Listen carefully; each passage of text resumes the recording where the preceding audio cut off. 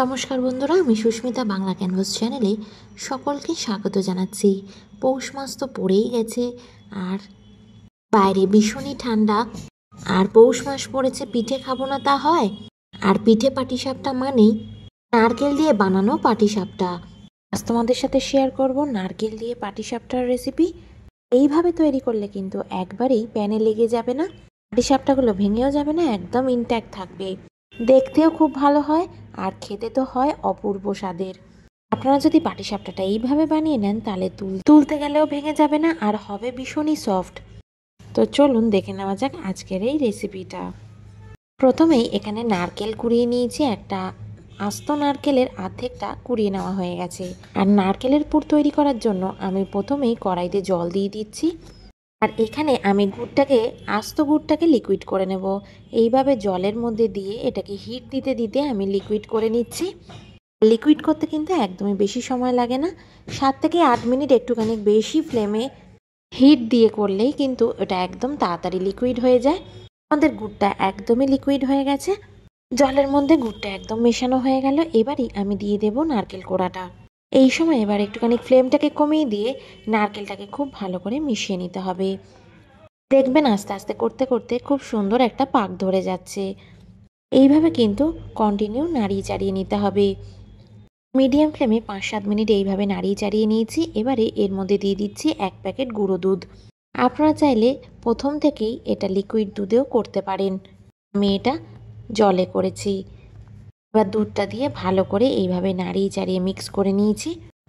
এবার কিন্তু নাড়াচাড়া করতে করতে সমস্ত জলটা একদম শুকিয়ে গেছে। যখন দেখবেন কড়াইয়ের গায়ে থেকে একদম উঠে আসছে, তখনই বুঝতে পারবেন পুরটা একদম রেডি। আপনারা যখন দেখবেন নারকেল থেকে তেল ছেড়ে এসছে, ঝুরঝুরে হয়ে কড়াই থেকে উঠে আসছে, তখনই বুঝবেন তৈরি হয়ে গেছে। পুরটাকে তুলে একটা পাত্রে রেখেছি, ঠান্ডা হয়ে যাক ওইটা। আর এখানে আমি ব্যাটারটা রেডি করে নিই। ব্যাটার তৈরি করার জন্য প্রথমেই আমি একটা পাত্র নিয়ে নিয়েছি, তার মধ্যে কিছুটা পরিমাণে আগে থেকেই সুজি আমি গ্রাইন্ড করে রেখেছিলাম। 1 কাপ মতো সুজি আমি দিয়ে দিয়েছি এখানে। এবার অ্যাড করে দিলাম এখানে 1 কাপ মতো ময়দা। এবার সুজি আর ময়দাটাকে খুব ভালো করে এইভাবে শুকনোভাবে মিশিয়ে নিচ্ছি। আপনারা এর মধ্যে কিন্তু চালের গুঁড়োর ব্যবহারটাও করতে পারেন, এতে করে খেতে খুবই ভালো লাগে। আর ময়দা দিয়ে করলেও কিন্তু এটার স্বাদ খুবই ভালো আসে। এবার আমি এটাকে শুকনো করে মিশিয়ে নিলাম। এবার এর মধ্যে যোগ করে দিচ্ছি 1/2 কাপ পরিমাণে চিনি। চিনির পরিমাণটা কিন্তু খুব বেশি লাগে না, 1/2 কাপ মতো ব্যবহার করলাম। এবার চিনিটা দিয়ে শুকনো করে আবারও মিশিয়ে নিচ্ছি। ভালো করে মেশানো হয়ে গেছে। এবার এর মধ্যে দিয়ে দেব 1 কাপ পরিমাণে লিকুইড দুধ। লিকুইড দুধ দিয়ে এই মিক্সচারটাকে আমি মেখে নেব। দুধটা কিন্তু আগে থেকে আমি ভালো করে জাল দিয়ে রেখেছি আর রুম টেম্পারেচারে নিয়ে এসেছি। তারপর এর মধ্যে দিয়ে ভালো করে মিক্সচারটাকে তৈরি করে নিচ্ছি। দুধ দিয়েই এটা পুরোটা আমি মেখে নিলাম। আপনাদের যদি মনে হয় আরেকটু এর মধ্যে জল ব্যবহার করবেন, তাহলে একটু সামান্য জল অ্যাড করে ভালো করে এটাকে তৈরি করে নেবেন। খেয়াল রাখবেন এটা যেন একটা খুব ভালো একদম স্মুথ ব্যাটার তৈরি হয়। দেখে নেবেন এর মধ্যে যেন কোনো লাম্পস না থাকে। অল্প অল্প দুধ দিয়ে একটা সুন্দর ব্যাটার তৈরি করে নেবেন, একদম যেন কোনো লাম্পস না থাকে। এবার কড়াইতে আমি অল্প তেল ব্রাশ করে নিলাম।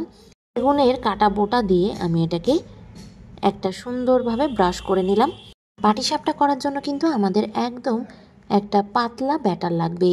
আর পাটিসাপটা তৈরি করার জন্য প্রথমে কিন্তু তাওয়াটাকে খুব ভালো করে গরম করে নিতে হবে, তারপর তেলটা ব্রাশ করবেন। তারপর 1 হাতা ব্যাটার আমি এর মধ্যে দিয়ে দিলাম। এবার কিছুটা পরিমাণে পুর হাতের মুঠোয় নিয়ে পাটিসাপটার একদম ধারে লম্বা করে বসে এরকম স্প্যাচুলা দিয়ে ফোল্ড করে দিতে হবে। এরকম আস্তে আস্তে সাবধানে রোল করে দেবেন। দেখবেন একদমই ফাটবে না, ছিঁড়েও যাবে না, ইজিলি উঠে আসবে প্যান থেকে। ব্যাস, খুব সহজেই তৈরি হয়ে গেল একটা। আপনাদের আরেকটা তৈরি করে দেখিয়ে দিই। এইভাবেই 1 হাতা নিয়ে ব্যাটার দিয়ে দেবেন। তারপর দেখুন একদম সাইড ঘেঁষে লম্বাটে আকার করে আমি পুরটা দিয়ে দিলাম। এবার স্প্যাচুলার সাহায্যে আস্তে আস্তে এইভাবে রোল করে ফোল্ড করে দেবেন, তাহলেই খুব সহজে তৈরি হয়ে গেল। এভাবেই উল্টে পাল্টে সব দিকটা একটুখানি ভালো করে ভেজে নিলেই আমাদের পাটিসাপটা একদম তৈরি। তাহলে খুব সহজেই তৈরি হয়ে গেল আমাদের সকলের প্রিয় পাটিসাপটা। এইভাবেই ইজিলি কড়াই থেকে উঠে যায়। তো বন্ধুরা, তোমরা তো দেখেই নিলে প্রসেসটা। আশা করি তোমাদের এই প্রসেসটা ভালো লেগেছে।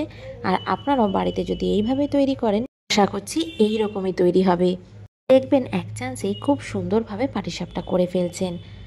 আপনাদের বোঝার সুবিধার জন্য আমি কিন্তু একটা পাটিসাপটা আপনাদের কেটে দেখিয়ে দেব। দেখতে পাবেন কতটা জুসি আর কতটা সফট হয়েছে, ইজিলি ভেঙে যাচ্ছে। আপনারা যখনই কামড় বসাবেন বুঝতে পারবেন কতটা নরম আর কতটা জুসি। আশা করি আমার ভিডিওটা আপনাদের খুব ভালো লেগেছে। যদি ভালো লেগে থাকে অবশ্যই লাইক করবেন, চ্যানেলে নতুন হলে অবশ্যই সাবস্ক্রাইব করবেন, পাশে থাকা বেল আইকনটা অবশ্যই প্রেস করবেন যাতে নতুন ভিডিও আপলোড করলে তার নোটিফিকেশনস আপনারা সঙ্গে সঙ্গে পেয়ে যাবেন। ভালো থাকবেন, সুস্থ থাকবেন, সাবধানে থাকবেন। দেখা হবে আবার একটা নতুন রান্নার ব্লগে। টাটা।